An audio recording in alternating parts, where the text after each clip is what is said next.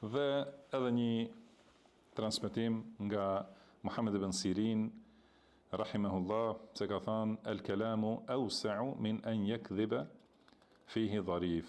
Do të thënë ka fjalët janë më të gjera se sa njeriu i mençur të ketë nevojë për gënjeshtër.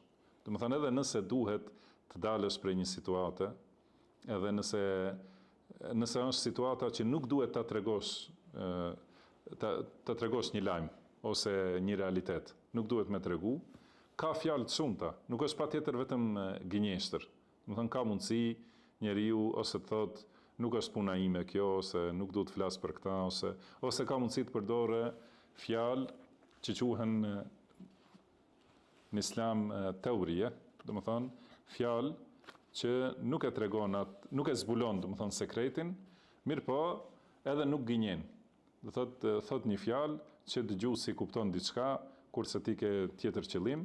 Do të thënë kjo është prej mënyrave të mençura për të ikur nga zbulimi i asaj që nuk duhet zbulohet, mirë po jo me gënjeshtër.